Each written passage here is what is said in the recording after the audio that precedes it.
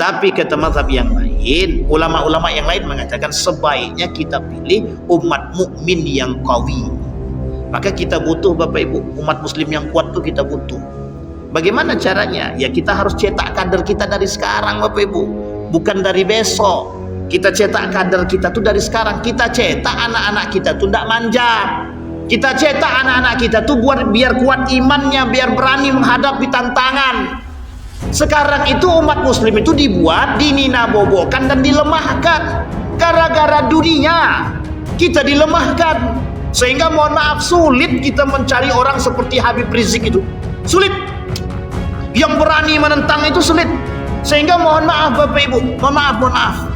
Ketika ada kemungkaran, pada diam semua. Urusan lo, urusan gua. Akhirnya apa? Semakin merajalela.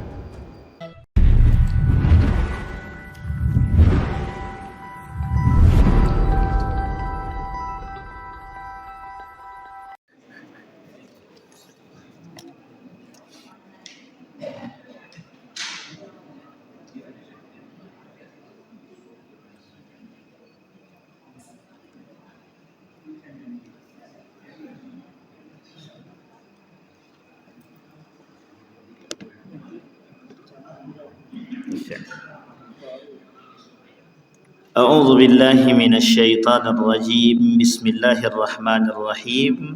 Assalamualaikum warahmatullahi wabarakatuh. Terima kasih Pak. Alhamdulillahi rabbil alamin. Alhamdulillahilladzi arsala rasulahu bil huda wa dinil haqq liyudhhirahu 'alad dini kullih wa kafa billahi shahida. Asyhadu an la ilaha illallah wahdahu la syarika lahu wa asyhadu anna Muhammadan abduhu wa rasuluh la nabiyya ba'd. Allahumma salli wa sallim wa barik ala hadzal nabiyil karim. Allahumma salli ala Muhammad wa ala ali Muhammad fil alamin innaka Hamidum Majid. Ya ayyuhan nasu taqu rabbakum alladzi khalaqakum min nafsin wahidah wa khalaqa minha zawjaha وبث منهما رجالا كثيرا ونساء واتقوا الله الذي تساءلون به والأرحام إن الله كان عليكم رقيبا وقال الله تعالى يا أيها الذين آمنوا اتقوا الله وقولوا قولا سديدا يصلح لكم أعمالكم ويغفر لكم ذنوبكم ومن يطع الله ورسوله فقد فاز فوزا عظيما. Puji syukur kehadirat Allah atas limpahan rahmat dengan mengucapkan alhamdulillahirabbil alamin. Berselawat kepada Nabi dengan mengucapkan Allahumma salli ala Muhammad wa ala ali Muhammad. Rabbi shrah li sadri wa yassir li amri wahlul 'uqdatam min lisani yafqahu qawli. Bapak Ibu sekalian yang berbahagia, mudah-mudahan di maghrib ini Allah limpahkan rahmat dan karunia-Nya kepada kita semua. Allah jadikan kita orang-orang yang selalu bersyukur akan segala nikmat yang Allah berikan. Allah jadikan rumah tangga yang sakinah, mawaddah, warahmah, anak-anak yang saleh dan salihah. Allah istiqamahkan kita dalam beribadah kepadanya. Allah jadikan kita orang-orang yang baik, yang bisa selalu membantu orang lain. Dan Allah jadikan kita orang-orang yang bisa istiqamah di akhir zaman. Amin ya rabbal alamin. Bapak Ibu sekalian yang berbahagia, malam hari ini kita akan coba mengkaji sesuatu yang memang selayaknya untuk kita kaji, karena memang kita berada pada posisi yang hari ini kita hadapi dalam waktu yang akan dekat. Apa tersebut? Jadi Bapak Ibu, kami punya program keliling masjid yang ada, yang bisa kami jangkau untuk memberikan atau belajar bersama tentang edukasi dalam memilih pemimpin yang baik. Kenapa ini kami sampaikan? Karena kalau Bapak Ibu sudah mengerti tapi kemudian tidak menjalankan, maka kita termasuk orang-orang yang berdosa. Bapak Ibu sekalian yang berbahagia, memilih itu butuh ilmu. Kita tidak bisa sembarangan memilih, tapi kita memilih butuh ilmu. Di dalam Islam, memilih pemimpin yang sesuai kriteria yang diinginkan oleh agama, itulah yang diwajibkan dalam Islam. Bisa dipahami Bapak Ibu ya? Baik Bapak Ibu sekalian yang berbahagia, saya mulai dari satu hadis Nabi. Kata Nabi dalam hadisnya begini, yang diriwayatkan oleh Dailami. Apa kata Nabi? Al-mu'minu baina khamsi syada'id. Al-mu'minu baina khamsi syada'id. Orang mukmin itu, orang-orang yang beriman, dia akan punya ujian, dan ujian itu ada 5 golongan. Yang pertama kata Nabi, yang pertama ujiannya adalah mereka dihadapkan dengan ujian. Ujian yang pertama adalah mukmin yahsuduhu. Seorang yang mukmin yang dengki, iri hati kepada diri dia. Oke Bapak Ibu ya. Jadi orang yang mukmin iri hati kepada sesama mukmin. Maka ujian orang beriman itu, orang mukmin tadi adalah ujiannya yang pertama orang mukmin itu sendiri yang dengki kepada diri dia. Yang kedua, munafiqun yubghiduhu. Orang munafik yang selalu membenci diri dia. Orang munafik yang selalu membenci diri dia. Kemudian yang ketiga, kafirun yuqatiluhu. Orang kafir yang selalu membunuh kita. Orang kafir yang selalu memerangi kita, bukan membunuh tapi memerangi kita. Ada umat muslim diperangi sama non muslim? Ada enggak umat muslim diperangi dengan orang kafir? Ada. Sudah banyak contohnya. Nah, ini kemudian disampaikan. Jadi ujian pertama mukmin, ujian kedua orang munafik, ujian ketiga orang kafir. Ujian yang keempat, nafsun tunazi'uhu, hawa nafsu yang selalu menentang kebaikan.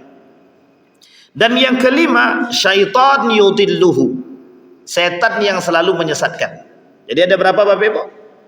Ada 5. Yang pertama orang mukmin dengki, yang kedua munafik yang membenci, yang ketiga kafir yang memerangi, yang keempat orang yang nafsu yang selalu menentang kebaikan, dan yang kelima setan yang selalu menyesatkan. Ini 5 poin ini itu berada di sekeliling kita. 5 poin ini menjadi ujian yang nyata bagi kita. 5 poin ini itu berada di sekeliling saudara-saudara kita. Artinya Bapak Ibu sekalian yang berbahagia, bukan pada diri kita saja, tapi di dalam diri orang-orang beriman juga begitu. Maka kalau kita kembalikan pada poin yang pertama, mukmin yahsud, dengki. Banyak mukmin yang tak senang dengan orang lain. Ada orang yang tak senang dengan saudara sendiri, ada. Makanya disebut dengan senang melihat orang susah, susah melihat orang lain senang. Itu sama, itu namanya mukmin yahsud. Orang mukmin yang dengki. Masalah enggak itu bagi kita Bapak Ibu? Masalah. Karena berawal daripada kedengkian itu, maka akan muncul pada kalimat yang kedua kurhun atau bughdun, kebencian. Gara-gara dengki jadi benci. Kemudian poin yang kedua orang munafik. Orang munafik itu bermuka dua, di depan baik, di belakang tidak. Sama, dia membenci karena kebencian. Karena kebencian dia kepada kita, apapun dia perbuat, apapun akan dia lakukan. Kemudian poin yang ketiga kafir. Orang kafir itu kalau sudah benci terhadap umat muslim, apapun akan dia lakukan untuk menghancurkan orang muslim. Sekalipun harus mendanai siapapun para calon pemimpin demi menghancurkan umat muslim itu sendiri. Jadi Bapak Ibu, salah satu cara orang Yahudi untuk menghancurkan umat muslim, salah satu cara orang Yahudi untuk menghancurkan umat muslim adalah dengan mencari salah satu calon pemimpin yang bisa diusung sama mereka dan bisa mereka jinakkan dengan duit mereka. Tujuannya apa? Untuk menghancurkan kita. Kalau pemimpin kita fasik dan zolim, kira-kira rakyatnya bisa zolim apa tidak? Itu contohnya Bapak Ibu. Kafir itu mesti benci. Kalau diajak berperang dia tak mau, karena dia tahu umat muslim itu rajanya jihad. Tapi cara yang lain yang dia buat. Maka dia hari ini non muslim itu termasuk yang 9 naga itu penyokong dana terbesar. Non muslim dia, kafir dia, penyokong dana terbesar untuk mohon maaf para calon-calon tertentu. Nah, hati-hati Bapak Ibu. Yang kedua, hawa nafsu tadi yang selalu menentang kebaikan. Tidak akan mau dia nafsu itu mengajak kita kebaikan. Innan nafsa la'ammara bisu', yang namanya nafsu mengajak kepada keburukan. Tidak mungkin nafsu itu ngajak, yo kita sholat. Hawa nafsu. Kata hawa nafsunya itu ada perempuan tak pakai baju. Kata hawa nafsunya, tolong tutup matamu. Mana ada? Kata hawa nafsunya, sikat, kata dia, jangan pandang. Sampai di sini paham Bapak Ibu? Tidak ada hawa nafsu. Kata hawa nafsu, itu ada orang datang ngantar duit, ngantar suap, ngantar ini untuk itu dan lain sebagainya. Apa kata hawa nafsu tadi? Jangan terima, itu tak halal. Begitukah kata hawa nafsu? Tidak, kata hawa nafsu, ambil ajalah, kau sedang butuh, gitu. Nah, itu dia masalah tuh.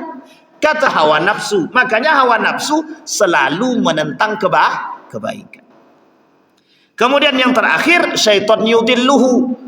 Sudah hawa nafsu dia tidak kuat, sudah diri dia tak kuat, selalu ditentang oleh hawa nafsu, tambah setan berbisik dari samping. Iya tuh, engkau kan sekarang sedang tak punya duit. Udahlah, anakmu nak makan, binimu nak makan, anakmu nak sekolah, ambil sajalah. Orang cuma ngambil aja pun apa susahnya, habis itu coblos selesai.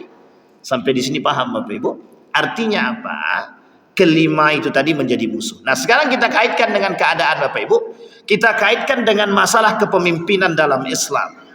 Kita kaitkan masalah kepemimpinan dalam Islam. Bapak Ibu sekalian yang berbahagia, di dalam Islam itu ada model kepemimpinan. Setidaknya ada 3. Satu modelnya di baiat.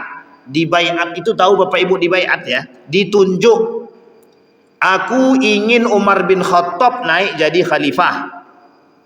Orang-orang menunjuk dan sepakat, mereka menunjuk Umar bin Khattab jadi seorang pemimpin khalifah. Maka jadilah Abu Bakar Siddiq. Mereka menginginkan Abu Bakar Siddiq jadi pemimpin, ditunjuklah Abu Bakar Siddiq tadi. Mereka menginginkan Umar bin Khattab jadi pemimpin, mereka tunjuk Umar bin Khattab jadi seorang pemimpin. Oke Bapak Ibu ya? Namanya dibaiat, ditunjuk. Pertanyaannya adalah, apakah orang yang menunjuk orang lain menjadi pemimpin tadi kelak akan dimintai pertanggungjawaban? Iya, akan dimintai pertanggungjawaban. Misal Bapak Ibu menunjuk Pak Ori jadi ketua masjid, besok Bapak Ibu dimintai pertanggungjawaban. Kira-kira Pak Ori tadi betul tak adil dia jadi pemimpin masjid, tak baik tak dia? Itu Bapak Ibu nanti yang akan memberikan kesaksian. Dimintai pertanggungjawaban sebelum kepada orang yang bersangkutan. Sampai di sini paham Bapak Ibu ya? Jadi kalau kita memilih itu jangan sembarangan. Karena kelak kita dimintai pertanggungjawaban. Saya sampaikan satu hadis Bapak Ibu. Ada golongan yang tidak diajak oleh Allah berbicara di hari kiamat. Allah tidak mau melihat mereka, Allah tidak mau mensucikan mereka, bagi mereka azab yang sangat pedih dan Allah melaknat mereka dan mereka dimasukkan ke dalam api neraka jahanam. 6 ancaman Allah bagi dia. Siapa mereka? Rajulun baya'a imaman liyusiba minhud dunya. Ada orang yang berbaiat kepada seorang pemimpin tapi tujuannya untuk mendapatkan dunia. Nah, ini saya kasih ingat Bapak Ibu ya, yang menjadi tim ses siapapun, tolong kalau berbaiat kepada seorang itu tadi tengok betul kriteria dia.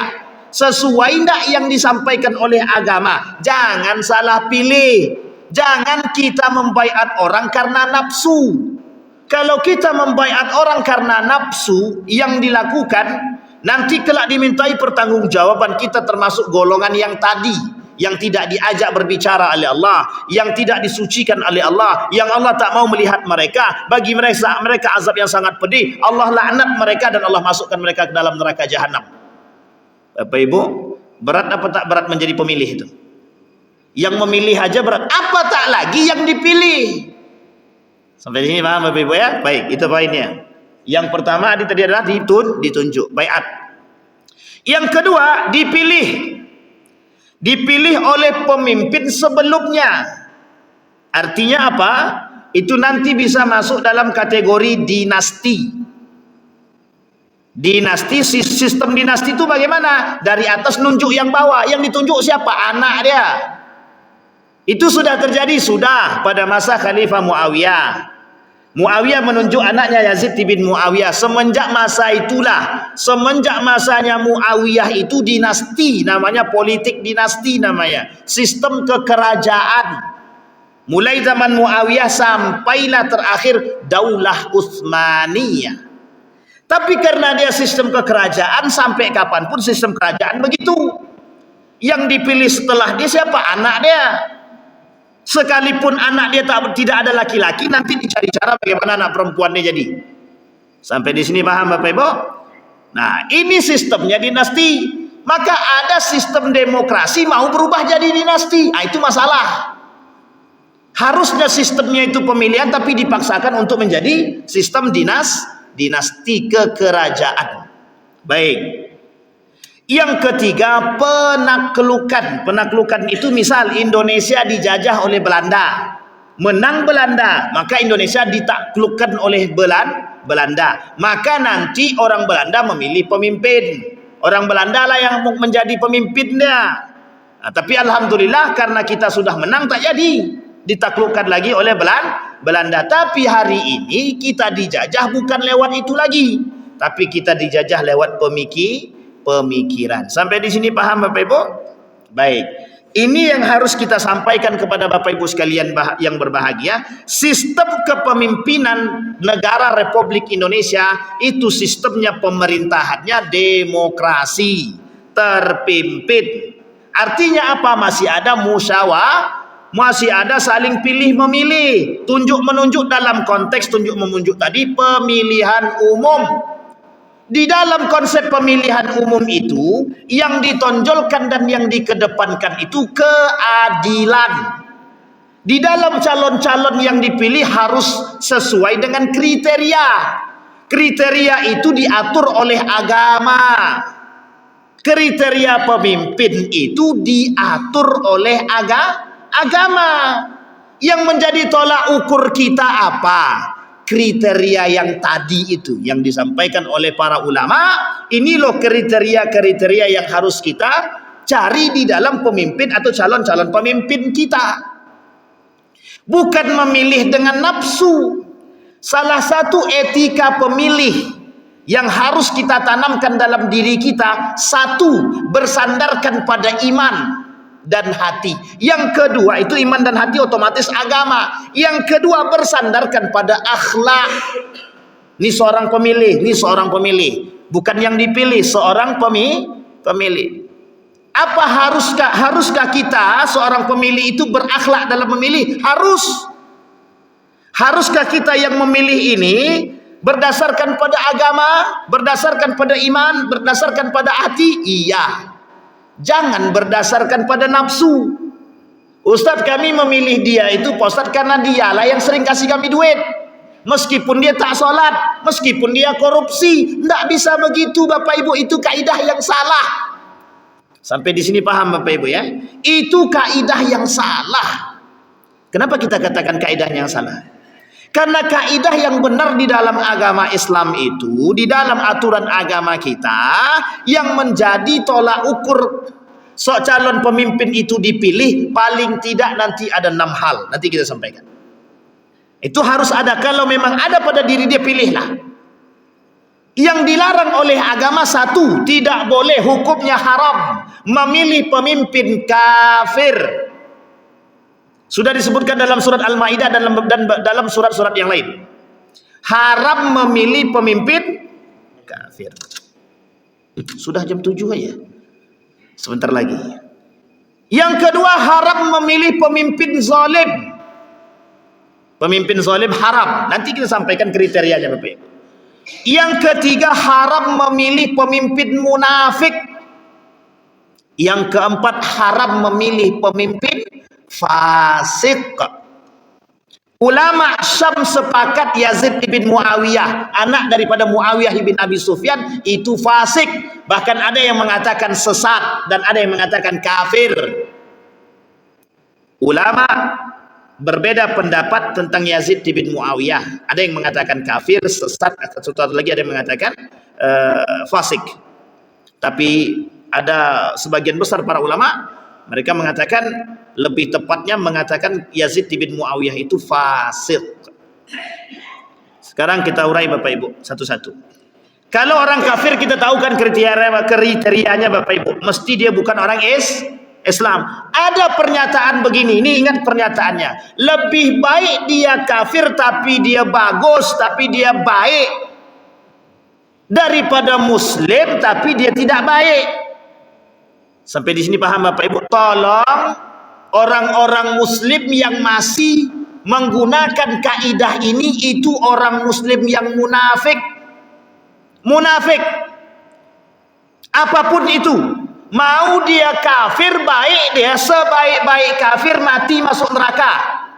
Sebaik-baiknya kafir mati masuk neraka. Kecuali dia mati dalam keadaan berislam, maksudnya syahadat dia, taubat dia, mu'allaf dia, itu lain cerita, jelas tidak kafir lagi.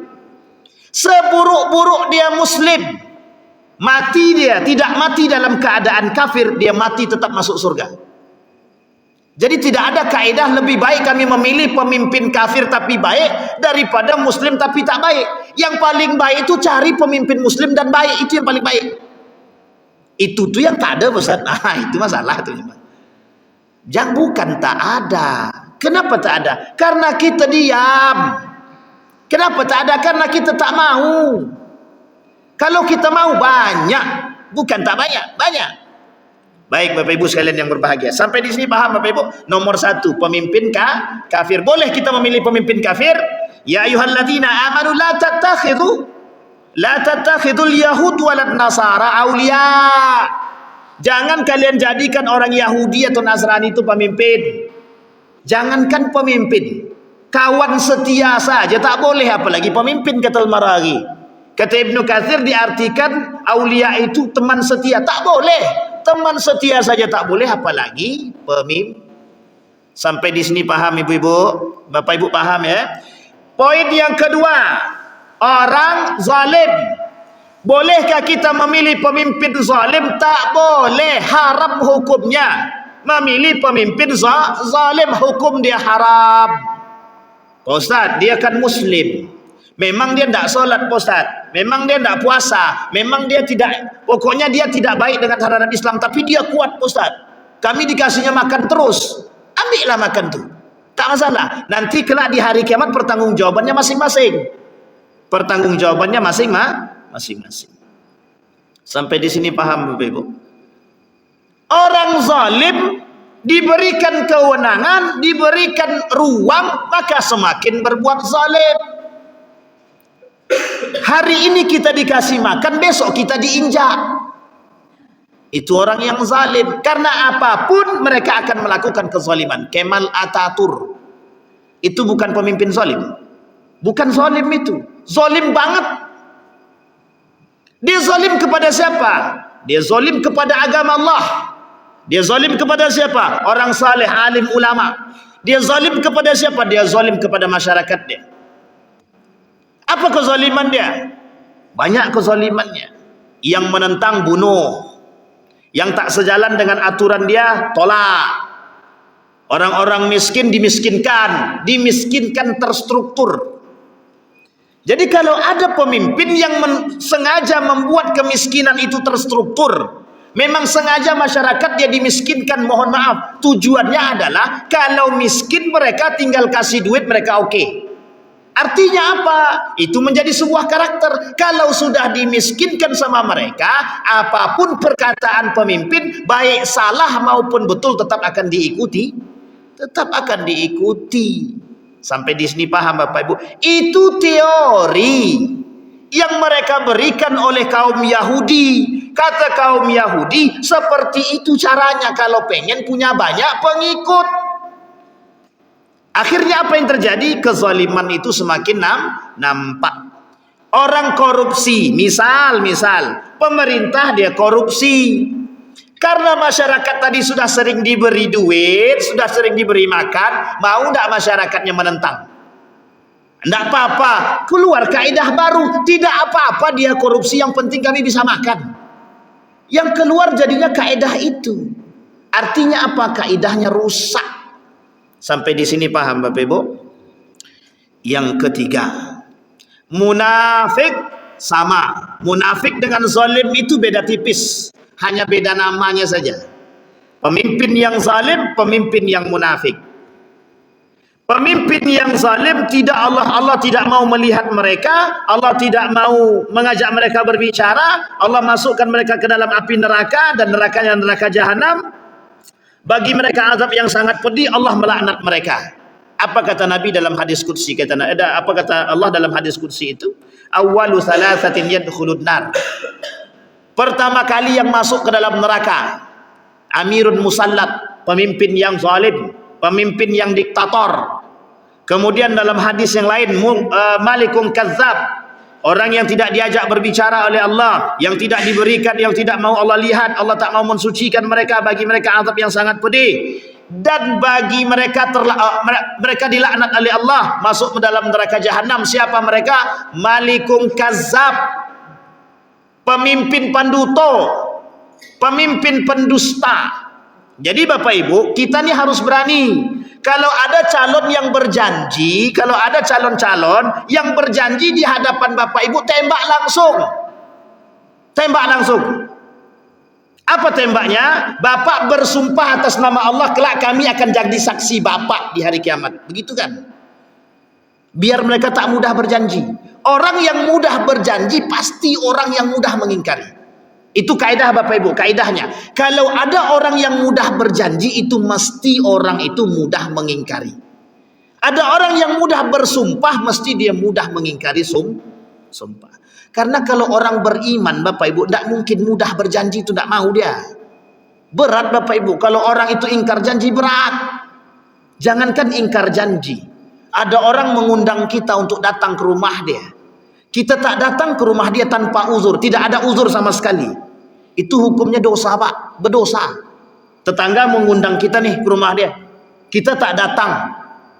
Tak datang karena apa? Badan capek, dosa. Berdosa kita tak datang.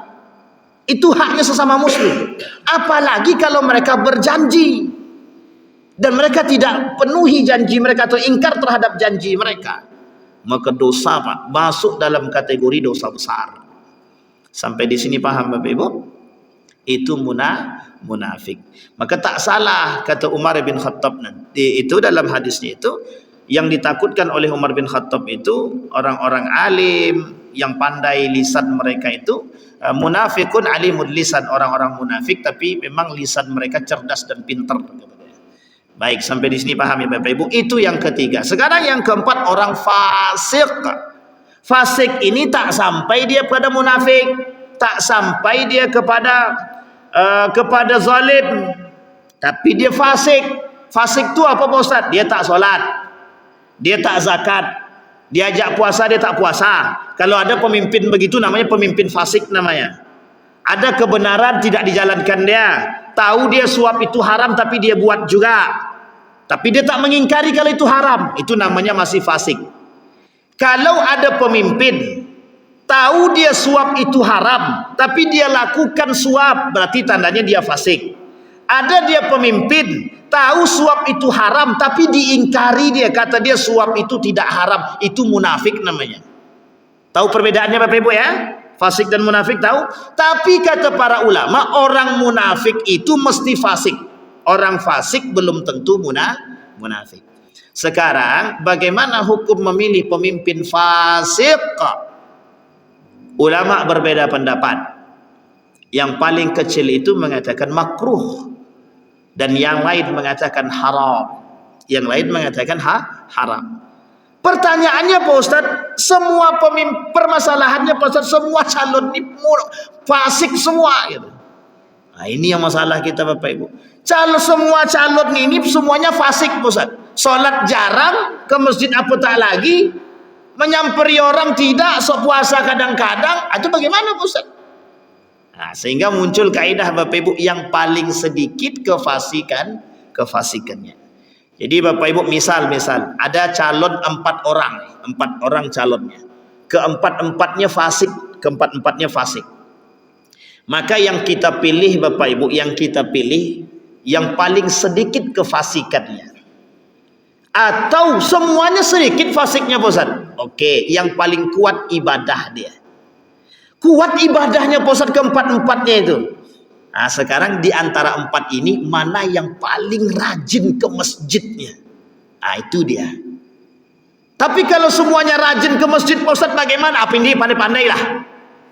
Nah, kalau tak sudah pusing pula kita kan. Kalau 4-4-nya rajin ke masjid, itu berarti baik. Bukan tak baik. Sampai di sini paham Bapak Ibu ya? Ini 4 orang. Kalau seandainya mereka fasik, kita cari yang paling.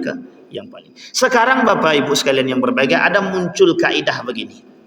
Lebih baik kami pilih, lebih baik mana? Pemimpin fasik tapi kuat daripada dia soleh tapi lemah. Kira-kira pilih mana Bapak Ibu?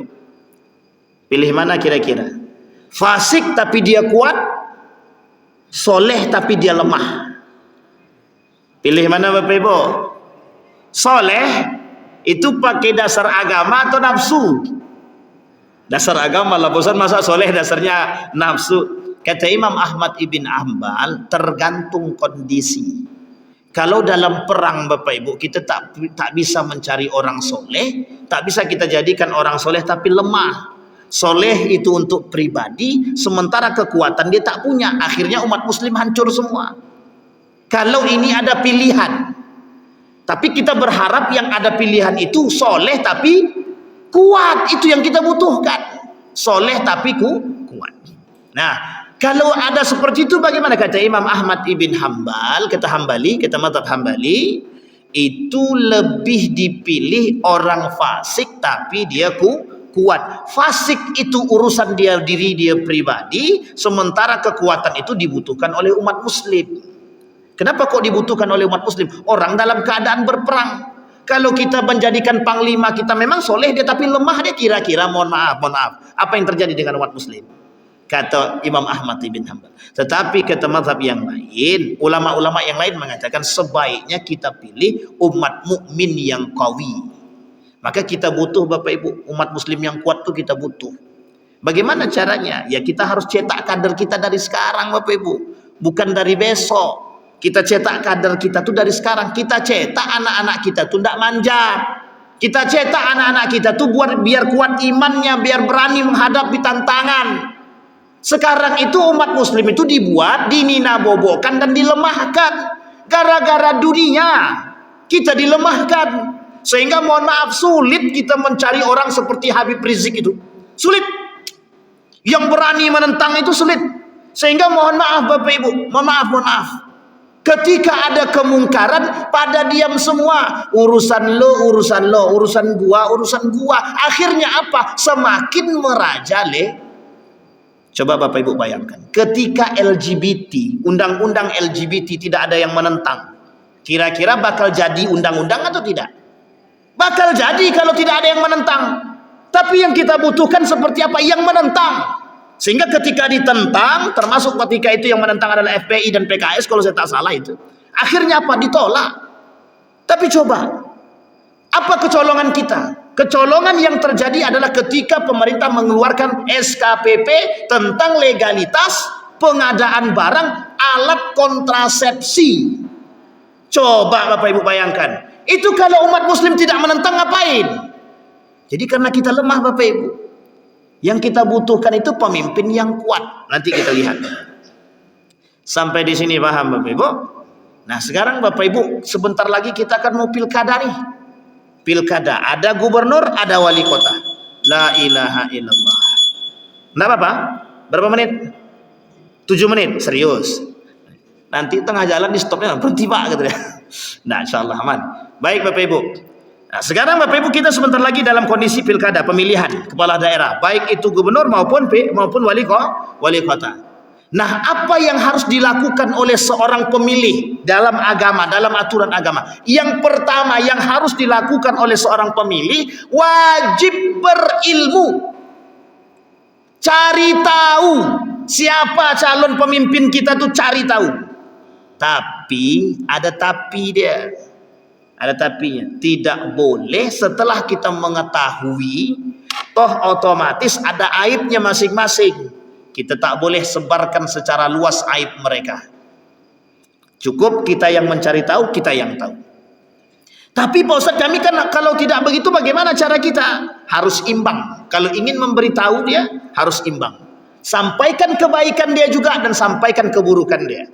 Yang terjadi hari ini, itu penyampaiannya buruknya atau baiknya? Misal, Bang Ori dia punya pilihan nomor 10. Sementara dia kampanyekan. Dia datang ke rumah-rumah. Kata yang di rumah tuh ada nomor 9, kata dia. Langsung Bang Ori katakan. Disampaikanlah kejelekannya nomor 9 tadi sama Bang Ori. Boleh apa tak boleh? Haram. Itu namanya al-istighalu bi'uyubil khalqi. Mereka sedang menyebarkan aib. Kalaupun diperbolehkan untuk mendapatkan kemaslahatan dengan catatan imbang, sampaikan juga kebaikan itu. Bukan berarti dibolehkan secara mutlak, tetapi ada takhsisnya Bapak Ibu. Dan tidak boleh di depan umum, tak boleh.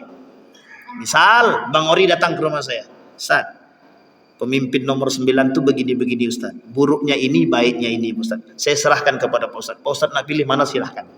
Tapi Pak Ustaz dalam gambaran agama begini-begini. Selesai Pak. Itu tergantung pada saya nak pilih mana setelahnya. Tapi tak boleh di depan umum. Sini kita semua. Bapak Ibu tahu enggak? Si nomor 9 itu selain dari korupsi, selain dari berzina, semua disebutkan. Itu aib apa tidak? Itu yang terjadi hari ini. Yang terjadi hari ini saling serang antara satu dengan yang lain. Baik paslon 1, 2, 3, 4, 5. Apa yang mereka lakukan? Saling menyerang aib masing-masing. Artinya apa? Kebodohan yang mereka tampakkan. Apa itu? Saling menunjukkan aib masing-masing. Sampai di sini paham Bapak Ibu? Maka Bapak Ibu, bagi yang ada tim yang menjadi tim ses di dalam masjid ini, tolong perhatikan betul. Apa yang diperhatikan? Nilai agama. Jangan untuk memilih orang kita melanggar aturan agama. Hina. Orang yang melanggar aturan agama demi kepentingan dunia itu hina. Sehingga mohon maaf yang terjadi apa? Mereka menjual agama Allah demi kepentingan dunia. Haram Bapak Ibu. Haram. Sampai di sini paham Bapak Ibu? Baik. Maka apa yang harus dimiliki oleh seorang yang memilih? Berilmu. Cari tahu dulu Pak. Jangan sampai salah pilih. Ternyata yang kita pilih itu, mohon maaf, ternyata yang kita pilih mereka zalim, mereka munafik, mereka fasik. Kelak di hari kiamat kita bertanggung jawab Bapak Ibu. Ini loh Wan, pilihanmu kan kau pilih ini. Kecuali kita sudah berikhtiar, ya Allah, aku sudah mencari tahu. Ini loh 3 paslon ini aku sudah lihat 1, 2, 3. Menurut diriku dan ikhtiarku inilah yang paling baik. Bismillah, coblos, tet gitu.